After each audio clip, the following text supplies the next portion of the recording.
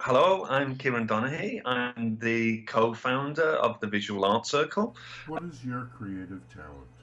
My creative talent, I think that I'm probably quite good at selecting text, visual text, selecting short films which have a powerful impact. So I think I think this talent has come from watching so many short films, thousands and thousands of them. I've almost got like a sixth sense for what will work in the classroom, and I feel that if I like it and it makes an emotional impact on me, and I feel empathy while I'm watching the film, that it will work in the classroom. How do you bring that to the classroom? Yeah, so if there's a film that I like, normally on on my film on my website Film English, I will have written a lesson plan around it, and then I'll bring that into the class. But then I'll have brought it into the class, but then before I've done that, I'll have had feedback from quite a lot of teachers from around the world who've looked at the website. So, and then I just sort of, not all of the films will work with all of the students. So I have to be quite careful selecting what type of film will work well with younger learners, with older learners. A lot of my students are over 60. Perhaps some of the stuff that I would use with younger students, I wouldn't use with the older students. So I have to be quite careful with that. But I always try to select films which foster in some ways empathy or values or social justice. So those areas I like to work with particularly. And I also like covering areas which are not normally covered in the course books.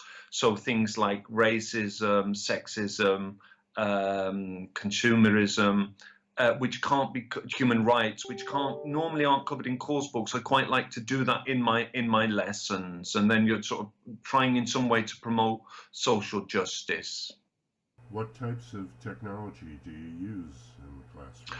Yeah, I use mainly short films. I use videos as well. Sometimes I use adverts as well. Occasionally I use art and photography, but my main area I would say of expertise is are short visual texts, and particularly short films. How important do you feel visual arts are towards teaching and why? Well, I think it's increasingly important to use the visual arts, because I think that it has been shown that the visual arts are very good at fostering empathy, and we would seem to have what has been labeled an empathy deficit, at least in the West, that in the last 30 years there's been a huge decline in empathy levels, particularly in the last 10, 12 years.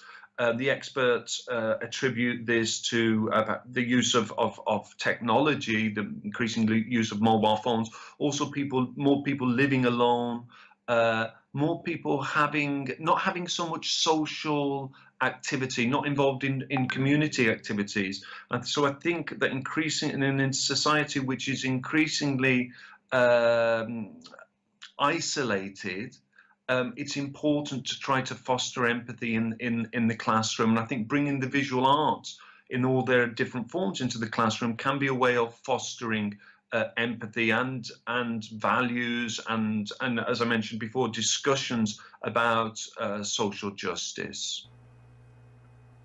What differences have you seen in learning and engagement since using visual arts? Yeah, I must say that I have that, and that students very often comment on it, that they like this, and that in lots of ways they find it more relevant to their lives than a lot of the course book material. The course book material, it's not to criticize course books, but I think there's many excellent course books out there and lots of excellent course book writers.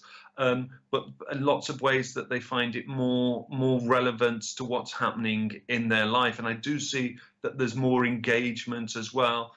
And that's very often just using these short films, which may deal with a controversial topic or have a very strong emotional impact, can generate so much language. And a lot of the time, perhaps students who are more reluctant, shyer students, who are more reluctant to speak, they very often get more involved as well. So there does seem to be more engagement. Very often, more language is produced in the classroom as well.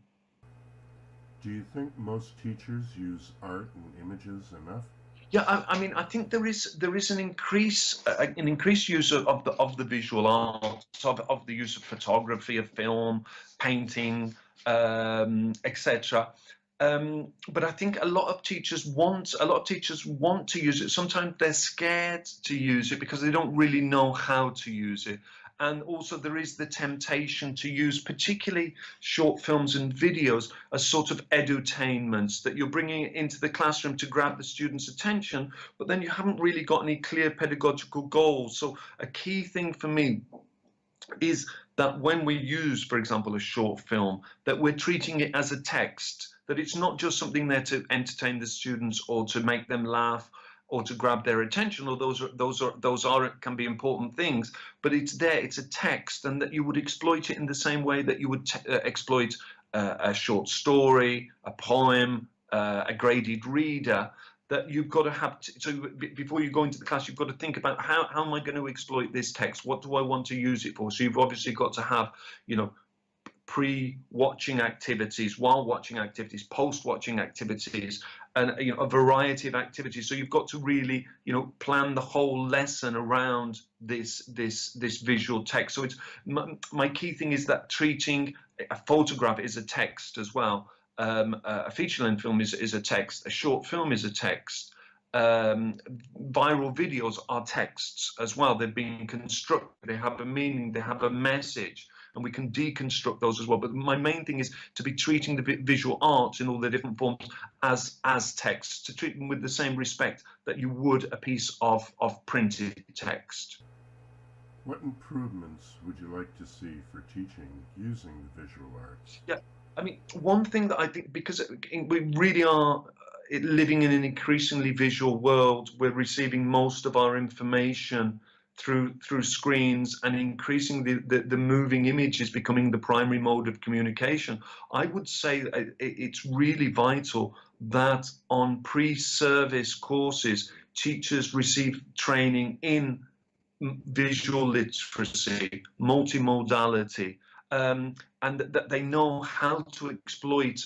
Very often teachers know how to exploit a printed text, but they don't know how to exploit a visual text, and they need to learn those techniques. And I would say they need to learn those techniques at the beginning of their teaching career, because the world is going to get it's even more visual, and they need that type of training. And I think that would be much more useful than things like, for example, learning styles, which are very often are on pre-service courses. It would be much more useful to have something like this, training in multimodality, training in visual literacy, and also in-service training as well. There is a need in in-service training as well for this specific training in multimodality and visual literacy. And I think in conferences as well, perhaps a greater emphasis, perhaps a little bit a move away from digital literacies, which is very often if visual literacy or multimodality is included in conferences, it comes within digital literacy. So I think perhaps a move away from some of the digital literacy towards this visual literacy multimodality. What is your best tip for utilizing the visual arts for learning? Okay. It was, perhaps it would be with text that you've got, just perhaps to be asking some questions, just maybe 4 very basic questions when you have a text. So when you have a short film, you have a viral video, maybe just to ask questions like, who created the text? Who was this created by? What technologies, what techniques are used to attract your attention? Is that the sound effects, voice? And how might different people experience and react to this text differently from you. And also what lifestyles, values and points of view are represented in this text and which are omitted as well. So just with those 4 questions, you can you can deconstruct any visual text.